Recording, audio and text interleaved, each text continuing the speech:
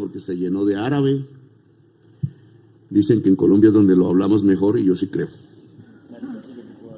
Y Quijotes, aquí estamos deshaciendo un entuerto terrible, un entuerto que hizo la codicia, porque así hay que llamarla, una generadora eléctrica que ha cambiado de dueño en el entretanto. Cambia cada rato de dueño. Yo quise que Bogotá fuera la dueña de esa generadora, pero no pude. Por aquí empieza el entuerto porque Peñalosa privatiza la empresa de Energía Bogotá. La entrega en una cosa muy chistosa, que debió tener una investigación, pero aquí a los hijos de la oligarquía no se les investiga. Y es que, siendo capital mayoritario Bogotá, lo público, la ciudadanía bogotana, el control de la generadora, que se llama Engesa, lo tiene el capital privado. 51% era, esto puede haber cambiado, porque en el gobierno de Claudia López creo que le dieron otro zaperoco en contra del poder público. Pero 51% tenía el poder de la ciudadanía bogotana, tiene o tenía, pero la administraba la empresa extranjera, que era española en aquel entonces, denominada Endesa, y que le puso como nombre aquí a la generación Engesa. Y ahí comienza el problema. Engesa ha hecho, de lo que yo recuerde, una serie de golpes ambientales y sociales sobre Colombia. Una es la represa del Muña. Engesa, Lucio, con el que tengo muy amables discusiones, sigue estando ahí. Voy a salir yo de la política y Lucio sigue estando ahí. Él, español, dialogaba con él. ¿Por qué ensucian? ¿Por qué han llevado el río Bogotá, que es la alcantarilla de Bogotá hoy por hoy, lamentablemente, a echar el agua en la represa del Muña? Y se tiró a un lugar magnífico que hoy le estaría dando agua potable a Bogotá. Fíjense en esas decisiones de nuestra clase política tan inteligentes. Miden por pesos, yo diría miden por dólares, no miden por vidas, que es una manera diferente de medir, y que para todo gobernante, no para el empresario, porque el empresario privado obviamente monta su negocio para hacer billete, pero para un gobernante la medición fundamental son las vidas. ¿Qué hicieron allí? ¿Por qué llevar el agua del río Bogotá sucio, toda Bogotá, en sus desechos biológicos e industriales al Muña, tirarse el embalse, por ahí pasa uno y tiene que taparse la nariz, para que al llevar más agua hacia arriba, en la caída del agua, hacia el Salto Tequendama y ahí para abajo, hubiera más generación eléctrica? Y yo era un joven parlamentario y dije, ¿pero por qué? Todavía no conocía de mucho, pero me parecía que no era lo que había que hacer, porque cómo se ensuciaba un embalse de aguas relativamente limpias, ahí llegaba una quebrada que prácticamente no pasaba por sitio urbano, se embalsaba y el embalse podía tener otro uso que era, en mi opinión, el más importante, que es la vida humana. Bueno, ese fue el primer destrozo de Engesa. Ahí han pasado una serie de historias, no me puedo repetirlas aquí, pero incluso hasta un juez, un magistrado, Velilla, obligó a Bogotá a pagar, fíjense en esas proezas, elevar el río Bogotá 9 metros cúbicos por segundo con un mecanismo eléctrico para que pueda caer al embalse de Canoas y siga produciendo la energía que le echaban, la energía eléctrica que podían ganar echándole el río Bogotá al Muña. Entonces yo hice una pregunta a la juez esa vez, porque la juez es la que aplica la sentencia del magistrado Velilla. Velilla, una persona muy amiga del presidente Uribe. Y entonces, oiga, a ver, ¿cómo es? Yo tengo que usar energía eléctrica pagada por la ciudad de Bogotá, o sea, por la ciudadanía, para subir un río un poco de metros, para que ese río vuelva a producir energía eléctrica bajando. ¿Cuál es el balance? En mi opinión, corrupción. En mi opinión, Lucio se equivocó ahí hasta en las matemáticas. Elevar el río para que el río al caer genere el mismo de energía eléctrica. A mí me da la impresión, un ingeniero eléctrico me dirá, si fallo, que da lo mismo, no se genera energía eléctrica. En cambio, el río se hubiera podido bajar por el túnel, que se llama el túnel de Canoas, por gravedad, hasta algún punto que desembocara a la planta de tratamiento para que sacara el agua hacia el río Bogotá. Se opuso la generación de energía eléctrica y ese es uno de los entuertos. que tiene Bogotá hoy. No se pregunta la gente, no quieren que se pregunte la gente. Ustedes saben ya cómo vive un bogotano. Ya va apareciendo como vive un campesino. Tiene que, en unos días a la semana, coger la totuma, llenar un balde de agua. Lamentablemente no lleva el agua de la quebrada al hombro, sino que echa agua potable vendida por empresas en los almacenes, que sacan también de los nacederos, y se baña con totuma, porque se está acabando el agua en Bogotá. Entuertos que tienen que ver con la relación entre el hombre y la naturaleza. El ser humano y la naturaleza, que está al revés. Toda la modernidad pensó que el ser humano era dueño de la naturaleza. Te dejo ese paraíso para ti y explótalo. Y resulta que la naturaleza se está devolviendo con creces por haber abusado de ella en virtud de la codicia y no de un buen vivir. Lo que pasó aquí es lo mismo. Ya van dos ríos, los dos ríos de la patria, ¿cierto? ¿Cuáles son los dos ríos de la patria que nos enseñan en el colegio? El Magdalena y el Cauca. Yo diría que todos los ríos de Colombia son de la patria.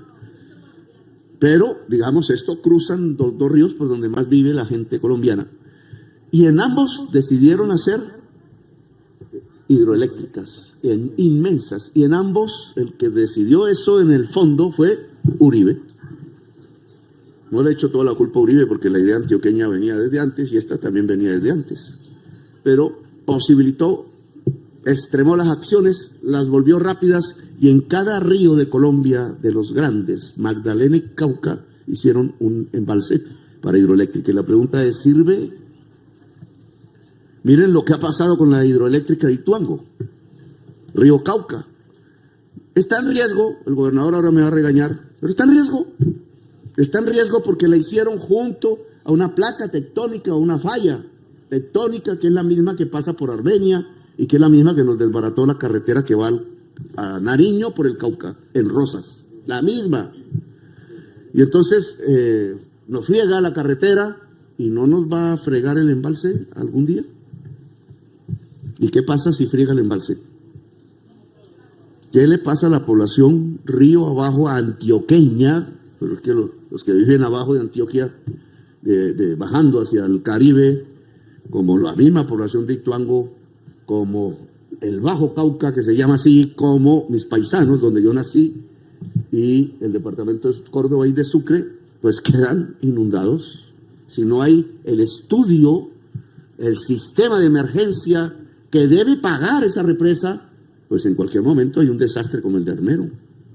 Anota, ministra, porque la UNGRD con tantos problemas es la encargada de que ese plan se estabilice y se viabilice en todo el río Cauca, ríos abajo de la hidroeléctrica. Aquí quizás los riesgos de ese tipo sean menores, pero el impacto social fue mayor. A mí me gustaría, gobernador, aquí para hacer un ejercicio y evaluar lo que ha acontecido en la historia contemporánea. Mídase usted, yo hice eso en Hidroituango, en mi campaña electoral, pero no lo he hecho aquí. Mida usted en metros cúbicos y metros cuadrados la superficie del espejo del agua. ¿Y cuántos megavatios genera al año la hidroeléctrica del Quimbo? Coja esa misma medida y aplícalo a paneles solares. Y con un ingeniero eléctrico, que yo me confundo muchas veces, y con un ingeniero, ¿cuántos megavatios al año produce? Hoy. Claro, nos dirán que antes no era así. Bueno, pero hoy. Y creo que nos va a dar una respuesta más o menos que la misma superficie del espejo de agua en paneles solares, en cualquier sitio donde haya sol, genera la misma energía eléctrica. Limpia, un poco más limpia que el agua. Porque no hay metano, porque se descompone la vegetación que había y que queda debajo del agua. Si eso es así, nosotros estamos haciendo unas burradas en Colombia. Nosotros, los anteriores gobiernos. Porque si eso es así, una hidroeléctrica solo se puede poner donde está el río, donde está el chorro de agua, no hay más, y con una geografía determinada más arriba para que se haga el muro y pueda caer el agua con velocidad. Pero si lo mismo y en el mismo espacio se puede hacer con paneles solares, usted puede poner eso es donde hay sol. Y esos muchos más lugares y tierras muchísimo menos fértiles e incluso desiertos donde se podría poner la generación solar, incluso pongámosle en el Huila, no en Colombia. Energía, he hecho comparaciones y va similar, pero nos cobran ambas, la solar y la hídrica es pegada a la energía que sale de las termoeléctricas de gas, y por eso hacen negocio con todos nosotros, nos estafan cada vez que hay sequía. O sea, ahora. Porque ahora es que debería estar esto lleno de granjas solares, no digo aquí, digo donde la tierra no sea fértil, porque haría una productividad en términos de lo que vale la energía eléctrica inmensa. Un desierto podría valer más que esta tierra, o que la tierra más fértil de Colombia, porque su valor no está en la tierra no vale. Su valor está en la calidad, en lo que se hace, o en este caso, en la cantidad de radiación solar que le llega. Y esto solamente para poner una discusión, que es una discusión que debe ser nacional. ¿Cuál debe ser nuestra matriz energética? ¿Usar gas, lo más caro? ¿Usar el agua de los grandes ríos de Colombia en zonas donde el impacto social es tremendo, empezando porque se pierde la producción de alimentos, pesca, agricultura? Estas represas no solo privatizaron el río Magdalena de Colombia. ¿Quién lo iba a decir? Privatizaron el río Magdalena, el río madre que llamamos nosotros, el río madre de la patria, sino que privatizaron hasta su pesca. ¿O no? Miren ustedes este entuerto. Las señoras periodistas, que no les puedo decir nada más, sino señoras periodistas, vivían todo el día en campaña preguntándome, ¿usted va a expropiar? ¿Usted va a expropiar? Ay, me tenía aburrido porque todos los días, ¿usted va a expropiar? ¿Usted no tiene otra pregunta que hacer o qué? Para sembrar en la mente de los colombianos que yo iba a expropiarle la casita, la finquita a la gente. Y resulta que aquí expropiaron. Resulta que aquí el Estado expropió a los campesinos propietarios a la fuerza, porque metieron las granadas, las armas, las gases lacrimógenos, los golpes, hirieron, sacaron la sangre, golpearon las mujeres, tal cual hicieron hace poco en el estallido social. ¿Para qué? Para que una empresa multinacional extranjera obtuviera ganancias. Para eso nomás. Porque esa energía eléctrica la hubiéramos podido generar en otra parte, en el desierto de la Tatacoa, en la Guajira Norte, que es donde más, pero el desierto de la Tatacoa compite con la Guajira en cantidad de radiación solar. Que yo lo que digo es cómo es que no estamos haciendo del Huila un departamento descarbonizado a partir pues de la energía solar en el desierto de la Tatacoa. Eso hay que hacerlo, eso no, usted solo no puede hacerlo, eso hay que juntar varias fuerzas. Pero la empresa que tenemos aquí, que creo que es distribuidora, no recuerdo, Electrohuila. Sí, el distribuidora genera poquito, genera un 2% nomás. No más, lo demás lo compra. Bueno, esa generadora Podemos, que es hoy de la Nación. Aquí está la gerente. ¿Dónde está la gerente? Tú eres amiga mía, pero no entiendo por qué no hay un proyecto solar en el desierto de la Tatacoa con esa empresa y ya.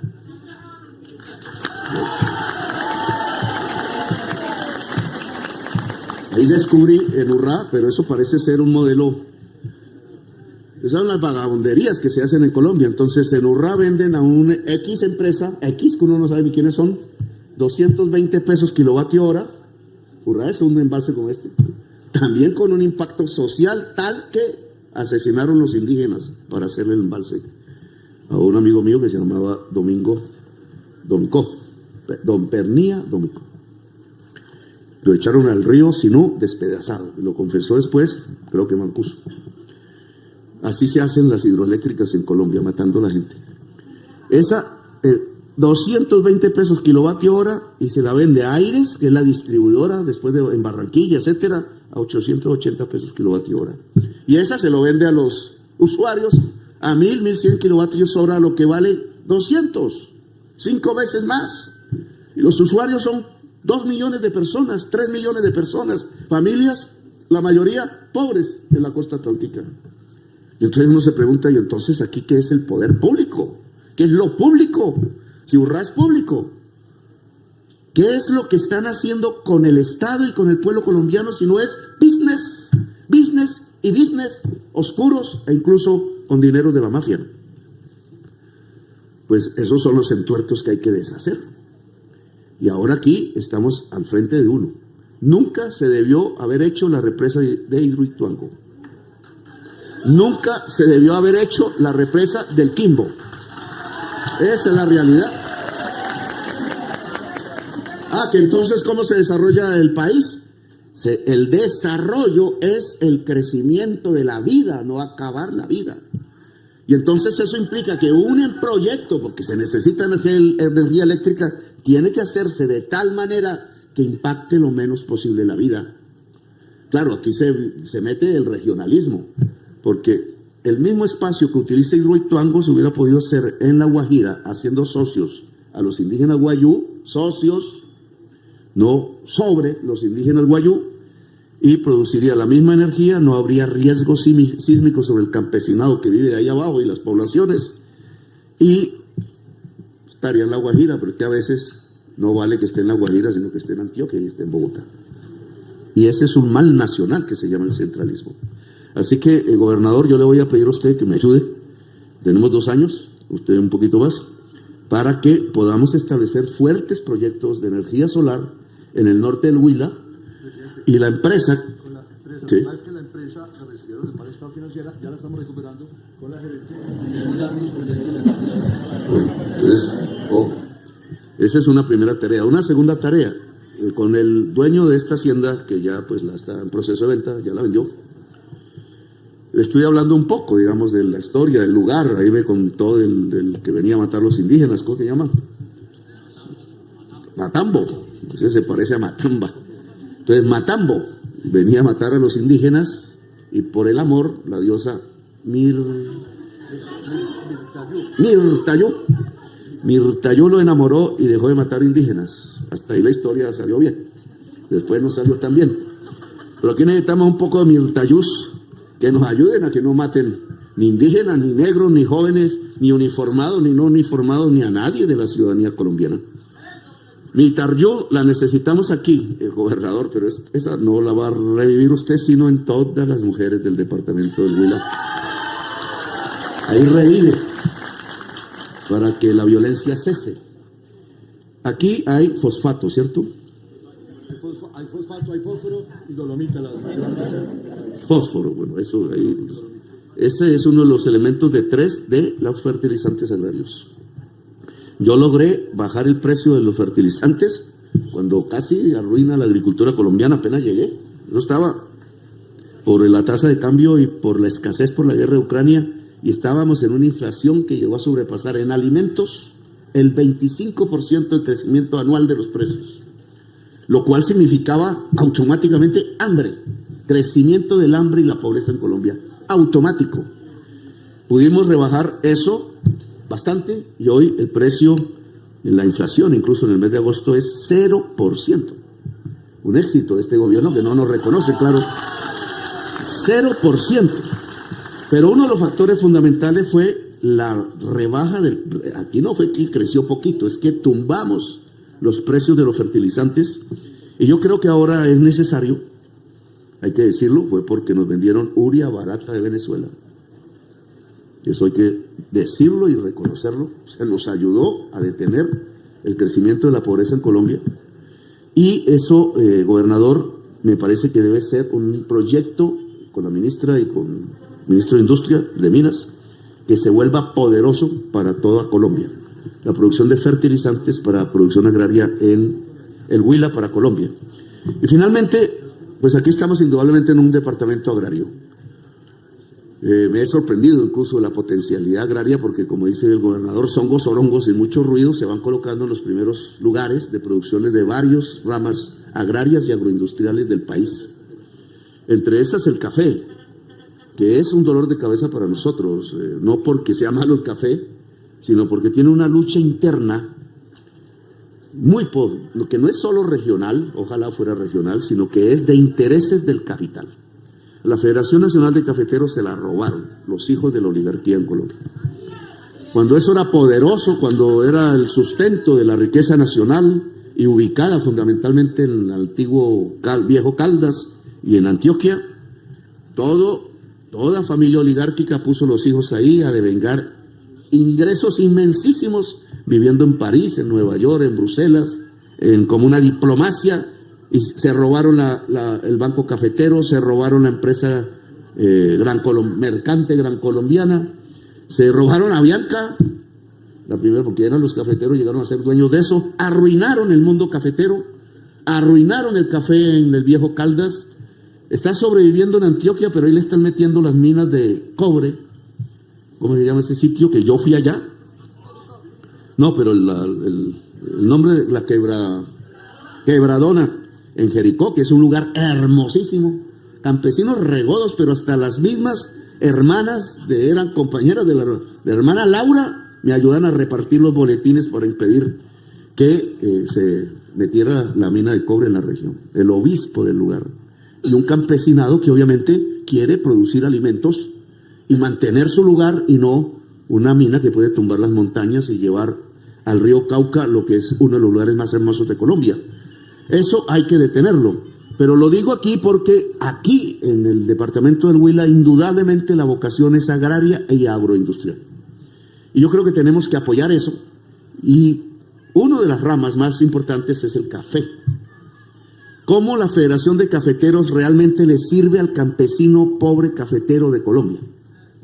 ¿Cómo llevamos el bono pensional que ojalá la Corte Constitucional, permitiendo la ley de pensiones que ya existe, podemos entregarle a cada campesino cafetero y cafetera de Colombia, reconociéndoles el trabajo que hicieron por Colombia, porque sostuvieron este país durante todo el siglo XX y ahora sostienen el sur de Colombia y no dejan morir el café y nos ayuda en el proceso que tenemos de transformación de la economía colombiana hacia una economía productiva?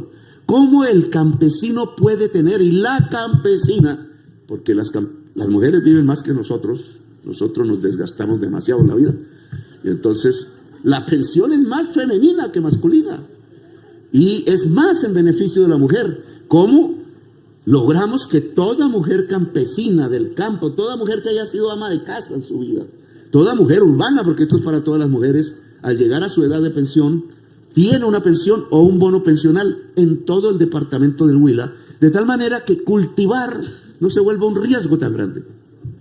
Porque es riesgoso, si llovió, si no llovió, si hay el agua.